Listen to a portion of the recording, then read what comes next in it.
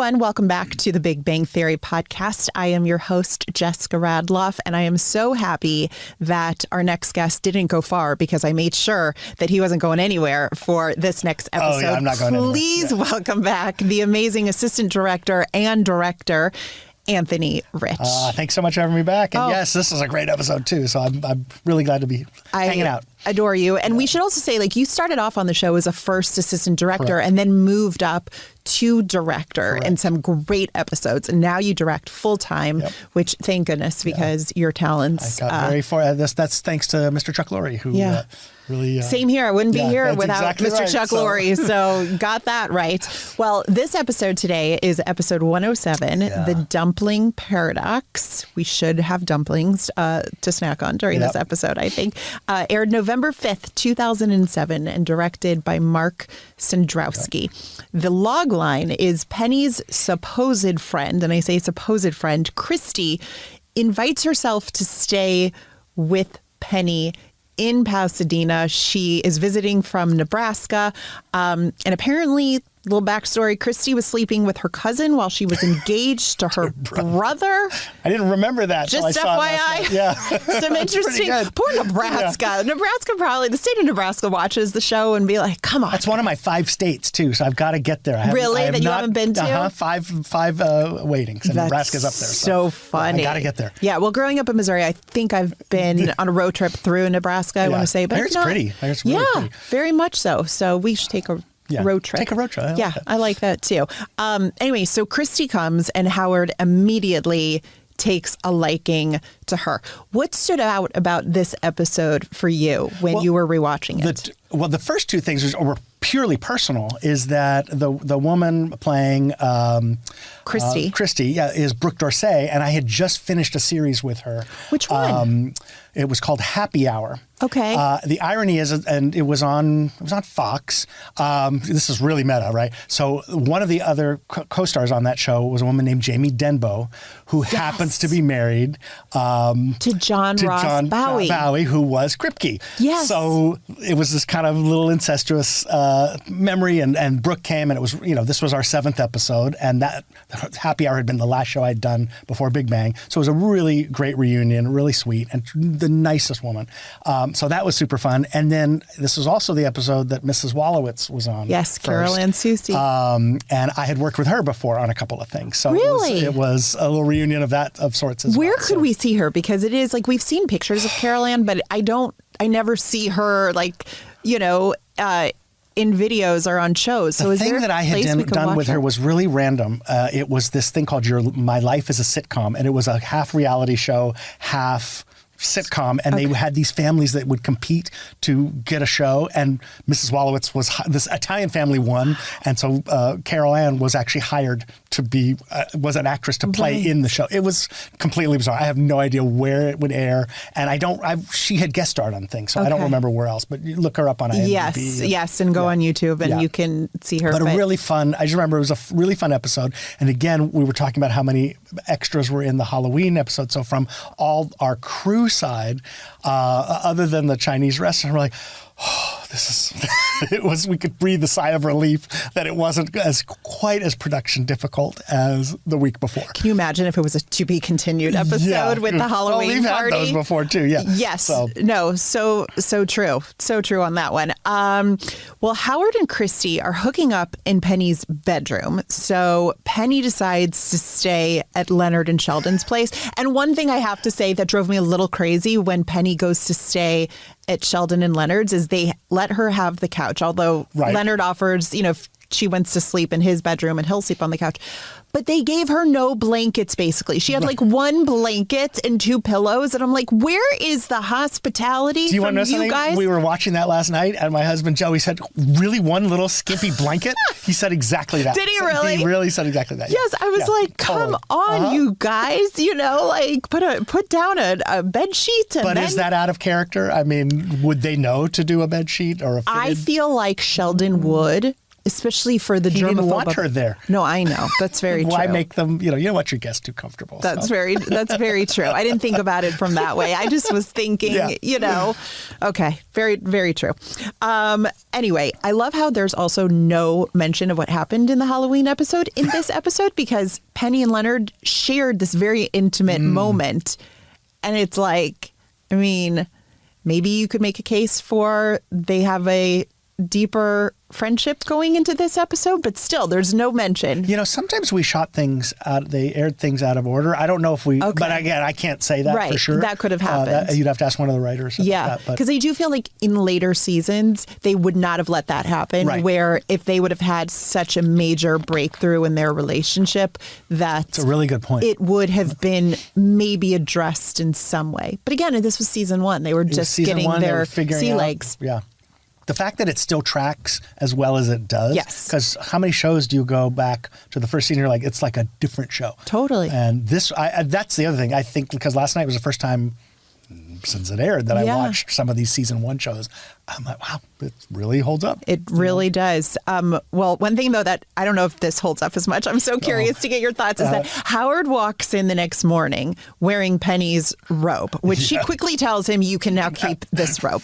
But then it gets even creepier when he says that he used Penny's loofah when he was showering with Christy because they exfoliated each other's brains out. And I'm like, oh my God, like, really? We're going there? Does it hold up to society standards today? Probably not. But that was what that character was. Oh, completely. It certainly holds up with what he was at the time. Yes. And he did evolve. Yes. So, but also I'm like, Wallowitz, keep some things to yourself. You are an engineer, scientist. Like, come on. Well, God bless Melissa Rauch and Bernadette. I know, for changing it all. But yeah, with the loofah and the I was like, oh, God, no. It's pretty funny. It's gross, but it's pretty funny. And then how about later when Howard even puts on his outgoing voicemail that he's having sex with Christy? It's like, oi, okay. Yeah, I still laughed. I mean, I'm embarrassed to say it, but yeah. No, it is funny, but you're just like, oh, God, Howard, this is disgusting. Brooke Dorsey, as you mentioned, played Christy. She's also become a fan favorite in Hallmark movies. Oh, I didn't know that. Recently. Okay. Haven't seen her in a long time. Well, you know what's so funny? When I am prepping for the podcast and we come across guest stars that we haven't seen in a while, I always go down a deep dive on their Instagram page. See what they're up to. So Brooke was recently, they did a big cruise for, her network and, do that. So she's doing really well. We also have in this episode James Hong as Chen, who works at the Mandarin Chinese restaurant. Story there too. Yes, please tell me, because I want to know what you remember about having him on. Well, he was lovely. And so remember I'm not going to name any names because it's going to embarrass somebody. Okay. But we always did our first day of the week was Wednesdays. So we shot Tuesday night. So Wednesday we would table read and rehearse for an hour or two, and then we're usually done by lunchtime. And at that point, I remember, if it was a relatively early day, that was a fairly simple episode. Some of the ADs, our line producer, UPM, we would go for Sugarfish, for sushi. And so we're driving to Sugarfish, and I turned to my second and I said, did you give James Hong his call time for tomorrow? Okay. And my second AD's eyes kind of went really wide. And I'm like, he's still sitting in his dressing room. and no one dismissed him for the day. He's just totally quiet. And my second's like, I'm like, he's still there. You never signed him after that. He goes, no. I said, get on the phone and get so. In fact, I think Nikki Laurie was our set. She became our second AD. She was the set PA. So we called Nikki. We're like, go up to James's dressing room and tell him he's released. And then a couple years later, James came back. And we were joking about it. And my second gave that. And I'm like, you did it again? He's still sitting in there? Oh, my God. So our big joke is like, the man could just still be sitting in Warner Brothers stage 25. But yeah. To be fair, I will say I love the Warner Brothers studios and stages so awesome. much. Those rooms are like little I would be fine staying there. Like, even when the podcast, like, we're done recording, like, I'll just take my computer out, start working on things, go grab a snack. Yeah, like, but I love it. Come here. out at 5:30 in the afternoon and everyone's been gone since 1. people have things they could be doing on those days. So I don't know. Poor James. So he was a good sport. That is really anyway, funny. We all, anytime that you just talk about James Hong with our, assistant director crew, it's like, yeah, that was some of our finest work there. Oh, that's too cute. That is too funny.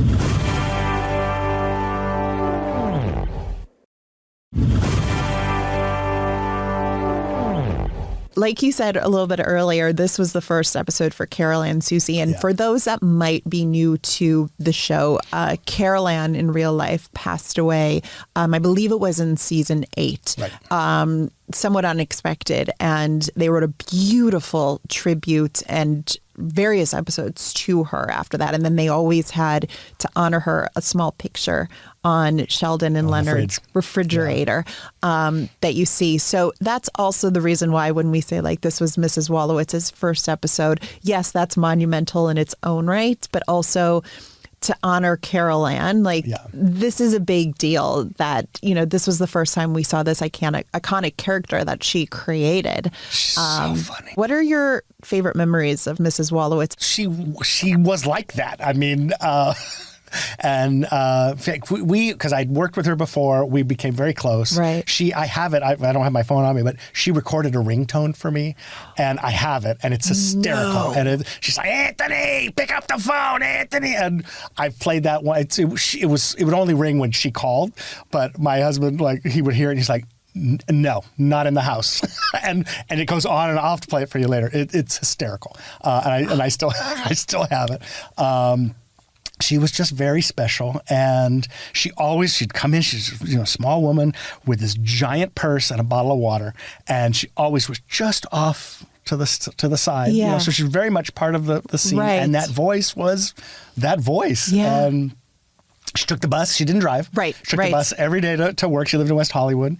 And I had lunch with her a couple times at Hugo's, was her favorite restaurant. And she was just great. And for me personally, coming from a Jewish family, and just to hear, it just made me laugh. And of course, she's Italian. Yes. That's the irony.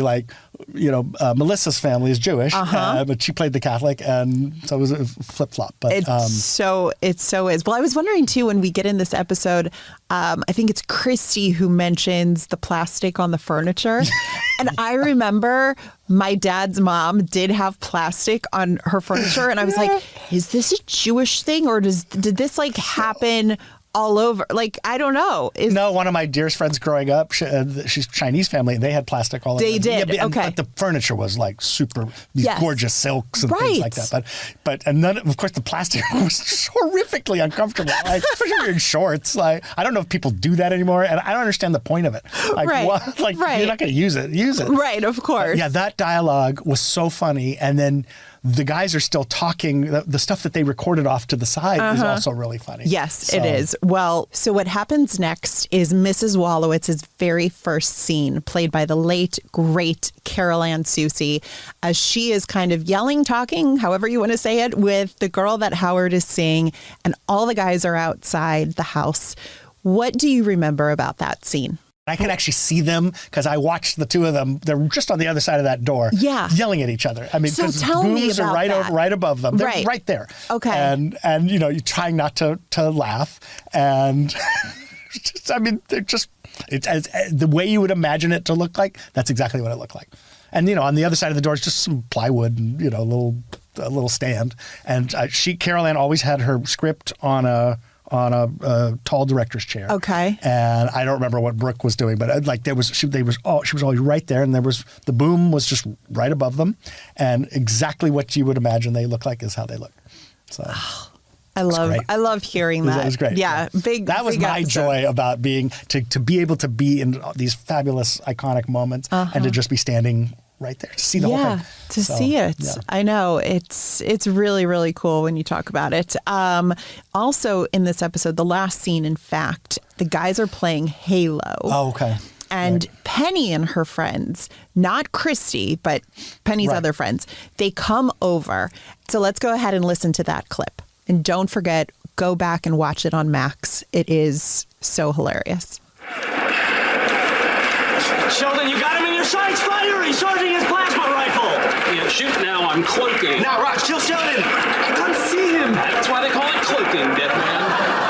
Just start throwing grenades. I want out. Hey guys, my friends and I got tired of dancing, so we came over to have sex with you. Now, the rush, jump in the tank. We said no tanks. There are no rules in hell. Big med pack. I need a med pack. Told ya. There's a sniper. Use your rocket launcher.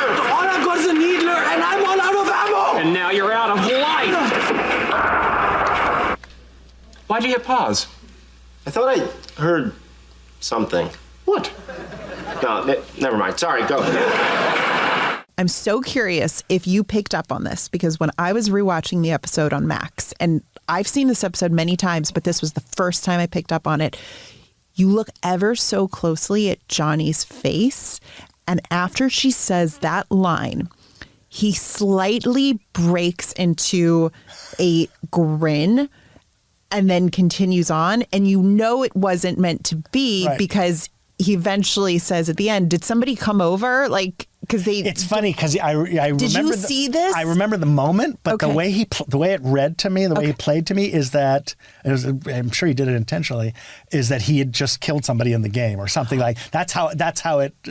Whatever it was very subtle. Yeah. And I thought that too at first. Like, I didn't pick up. I got to watch that again. Go watch this again because I went through. I'm not embarrassed to say I watched it 4 times because I was That's really funny. Is he making a slight grin because he killed somebody or because he's kind of breaking character, which I hate saying because Johnny never broke. Actually, none of them ever really broke. I mean, when Kaylee sometimes did because she would start laughing at the guys, which was kind of a Penny characteristic. But I mean, when they broke, we'd have to stop. Yes, but exactly. For the most part, you could always get through. Exactly, because sometimes, and this was talked about, like Kaylee would sometimes look over to like something that was happening. Yeah, usually me. And I'm like, stop look. I'm like, look at like, I don't know what she's looking for. And so a lot of times I would kind of, because our problem, I told you that I was always standing just to the left of the main door to cue people in. So, but in rehearsals, she and I were get ourselves in trouble. We'd be texting or talking or telling jokes or whatever. And so and I used to tell her, I'm like, I can see you looking at me. And so if I saw her do that, sometimes I would just step out of her eye line. And what you need to do anyway. Like, you shouldn't be an actor's eye line. Right. But I had to stand there sometimes. Oh, but that is so funny. It's like, move your eye. Yeah, exactly. Move your eye. Like, did he kill somebody in this game? And that is why he's... But I was like... He got away with it. I mean, you're probably right. But, I think he knew, and there was a slight... And he would be so upset if he knew that I was maybe picking up on that, because he was so methodical with, like, his reactions. But these guys were such pros, and so they knew when they were starting to go, but they could stop it. They could. But then sometimes it was so funny, you just couldn't stop. You've seen all the outtake things. Oh, I mean, they're the hysterical. best. They're hysterical. Yeah. That's where I was like, you guys need to be a little less professional so that we can have more bloopers. It truly for the sake of us. Yeah. Like, come on. I mean, it's true, but it is truly one of the most. They were one of the most just on in terms of, and the amount of work that went in. I mean, Johnny had pages of stuff that he would write out, and Jim had his note cards. Kaylee would laugh. She's like, I do nothing. Yes, exactly. So she's just a savant when it comes. Yes, I'm just as naturally talented. Just natural, I'm like, did you even read the script before the table read? No, but I nailed it. Like, I don't know how. No, that's the talent. Yeah, it is. No, it's so true, and it cracks me up. But anyway, you ready to play a new game? Mm-hmm. Okay, we're gonna. I did okay on the other one. Maybe you did like a solid B. All right. I was very impressed. That's for sure. Okay, we're gonna play a game called Who Said It. So guess which character said the line. Be bad. We used to play those trivia games with the like crew. What episode, or what was the name of the episode? No, they had anything from the trivia, right? We would do this on a pre-shoot day, and the crew, people, we'd all been there. Yeah. Like, fail. D-, like, horrible. So, you're all committed to your craft, which is not about who said what or what the trivia was. And you're so into it. Yes. But, all right. Yeah, this will be interesting.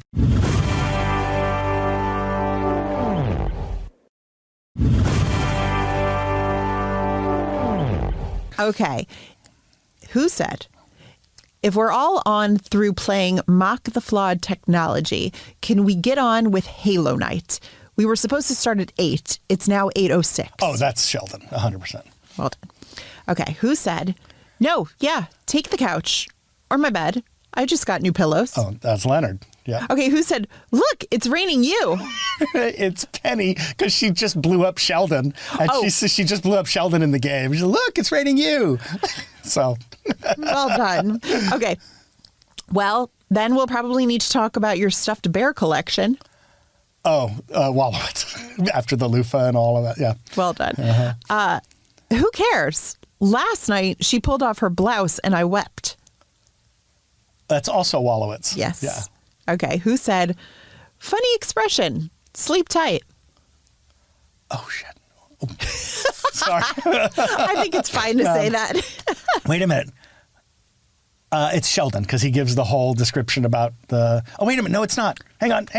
No, it was Leonard. Yeah. Because he's talking about what the... Yeah, he's all nervous. All right. Yep. Sorry. Yep. No, it's okay.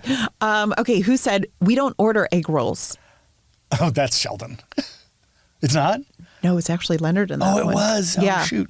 I know. He was the... Okay, got it. Because they knew All if right. Penny was there, they were going to have to order the egg That's right. rolls. That scene was so funny. It was funny when we shot it, and it's funny still today. So It's I also loved watching so that. true. When So you true. go with people and it's like, what if no one else eats the thing you eat and then you're going to wind up with 8 of them or something? And the mathematical equations Yes. of how they were, it was really genius. That scene's even more brilliant watching it now than when we were doing it. And I remember it just being hysterical.